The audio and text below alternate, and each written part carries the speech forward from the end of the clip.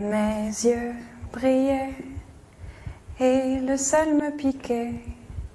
Le soleil me réchauffait le cœur. Il nous rendait meilleurs. Le temps d'un mouvement, je me sentais libre à travers toi. Le temps d'un changement, je me sentais vivre avec toi, avec toi. Toute cette éducation, tous ces jouets, tous ces objets, toutes ces histoires qu'on nous raconte m'a préparée, m'a conditionnée à ma future place de femme. Et oui. D'un point de vue social, c'est-à-dire quand on se retrouve dans une conversation mixte d'hommes et de femmes, on voit comment ça peut se passer. Et puis, d'un point de vue culturel, penser un métier. Chanteuse, pas batteuse, chanteuse. Et là, vous êtes en train de vous dire tous, elle est en train de nous parler de féminisme, en fait. Oui, et je vais pas me gêner, en fait. Donc c'est, pour vous, le moment de sortir. Si vous en avez envie, c'est maintenant. D'accord ? C'est bon ?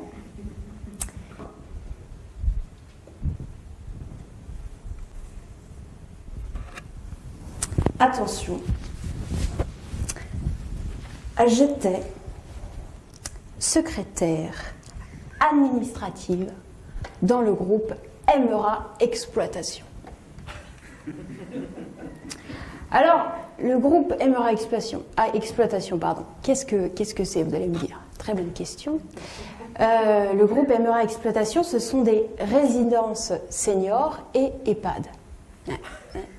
Mais le groupe Emera Exploitation, c'est aussi la confiance, la satisfaction des résidents, la bienveillance, l'attitude positive et l'amélioration continue. Donc j'ai signé un contrat en CDI à 40 heures par mois.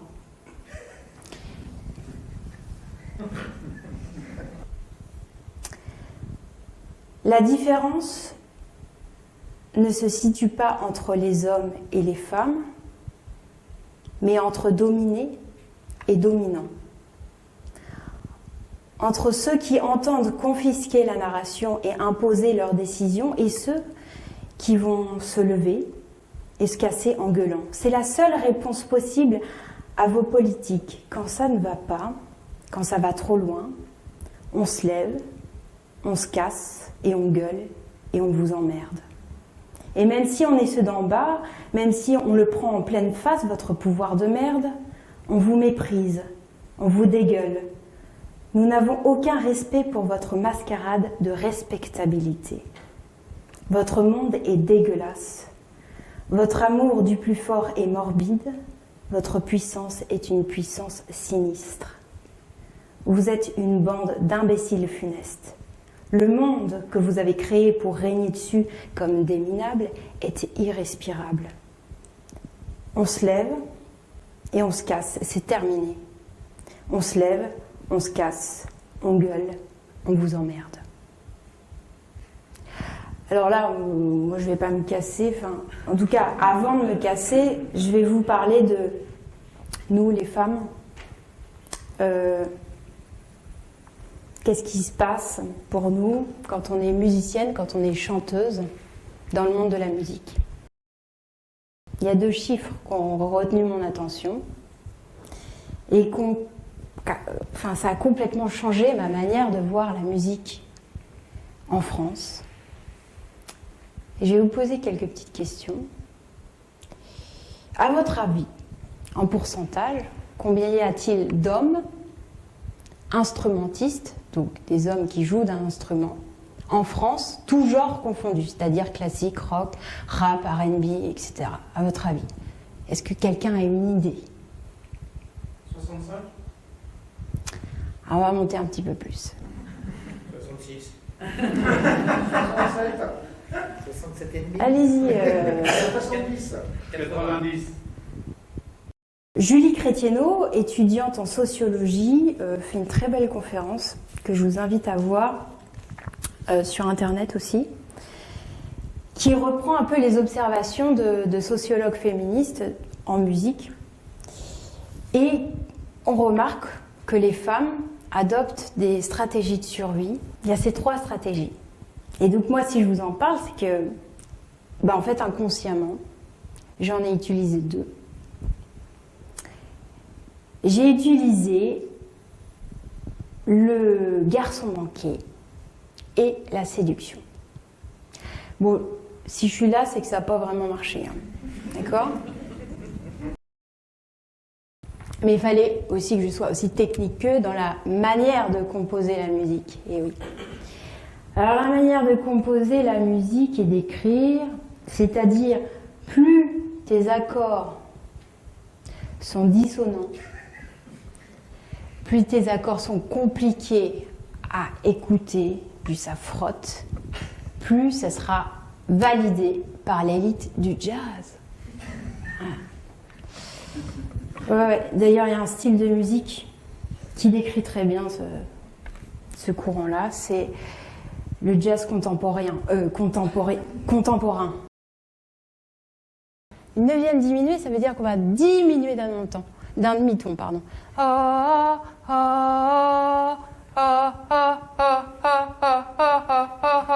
C'est quoi ça? C'est les dents de la mer. Mais oui, c'est les dents de la mer.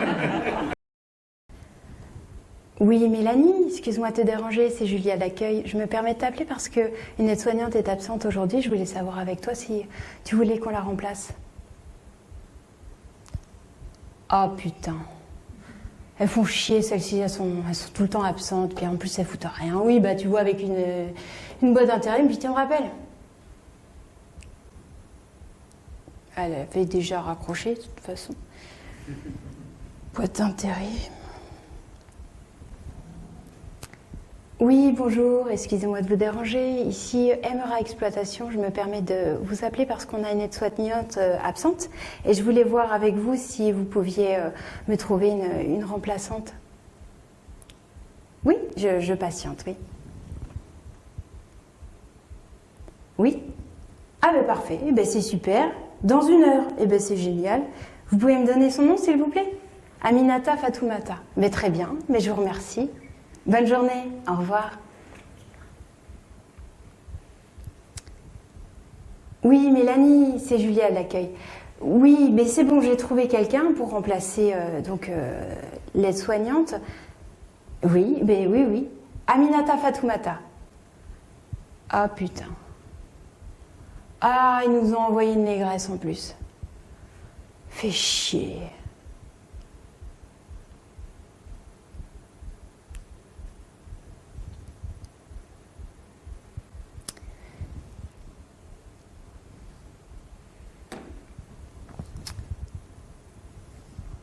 Moi, je croyais que ma place était centrale.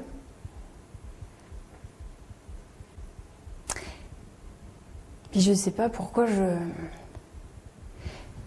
je pense à ma famille.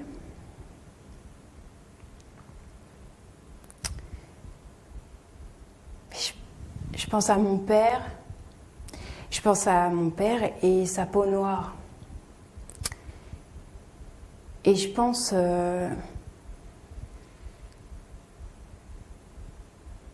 que moi ça se voit pas, que j'ai le cul entre 2 chaises et qu'on peut se permettre de me dire ça.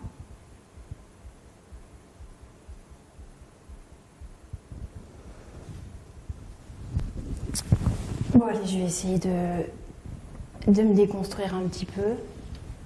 Je vais aller chanter. Alors oui,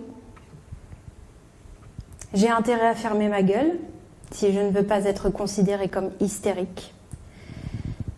J'ai intérêt à me faire discrète si je veux avoir une vie sexuelle épanouie comme j'en ai envie.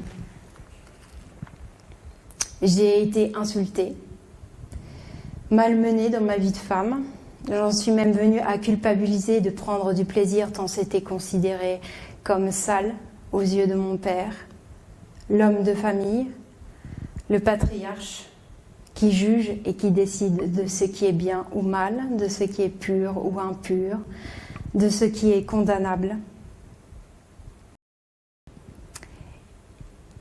Et pour la petite anecdote, en fait, moi, j'ai mal au dos. J'ai mal au dos tous les jours, depuis ma création. Et donc mes parents, ils décident de me faire des radios. Et on comprend pourquoi je souffre tous les jours. Alors c'est laquelle? C'est pas celle-ci. Voilà. Alors je ne sais pas si on voit bien. Ah, ça va pas être facile. Bon, mais vous pourrez regarder tout à l'heure. C'est une preuve. C'est que moi j'ai une côte en plus. Non mais je vous jure, hein, c'est pas drôle. Hein. Alors, je dis pas que les vieux sont tous comme ça. Hein. Non. Il y en a qui sont maltraités. Il y en a qui sont pauvres. Il y en a même qui sont sympas. Ouais. Moi j'en connais hein, des vieux sympas. Mon voisin, il est vieux et il est sympa. D'ailleurs, ma grand-mère était vieille. Bon, elle était raciste, ça marche pas. Et là, ce qui relie mes deux histoires, c'est d'abord d'un point de vue intuitif, par mon sentiment d'impuissance et d'injustice. Je me rends compte qu'à la maison de retraite, c'est pas un monde d'hommes, c'est un monde de femmes. Et pourtant, il se rejoue les mêmes violences, de classe, de genre, de race.